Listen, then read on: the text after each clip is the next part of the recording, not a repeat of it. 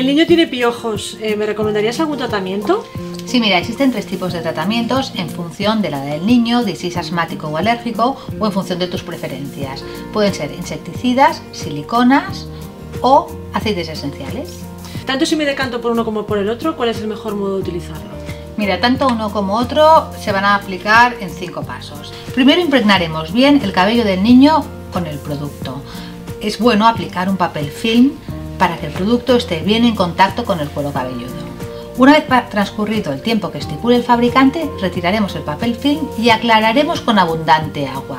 Lavaremos con el champú recomendado y después lo que haremos es, cogeremos una liendrera y mechón a mechón iremos peinando todo el cabello del niño. Es muy bueno que pongas una toalla a los hombros de los niños de color blanca, porque así al ir peinando el mechón de cabello irá retirando huevos, liendres y piojos que irán cayendo encima de la toalla.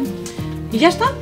Como prevención se recomienda una vez por semana volver a pasar la liendrera, desinfectar todo lo que son las almohadas, no compartir gorras, peines o cepillos. En chicas es mejor siempre que lleven el pelo recogido, en 2 coletas mucho mejor porque la zona de la nuca queda mucho más despejada de cabello.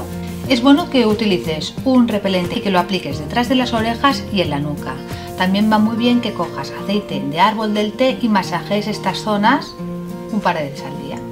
Bueno, es aconsejable que a las 24 horas con el cabello húmedo vuelvas a pasar la liendrera porque siempre puede haber alguna liendre que no se haya desprendido. De todas formas, a la semana es importante que vuelvas a realizar el tratamiento, ya que una semana es el periodo que necesitan los piojos para pasar a formas adultas. Qué bien, muchas gracias por la explicación y por todas las recomendaciones. Me quedaré con el tratamiento y también cogeré un aceite de árbol de té. Perfecto.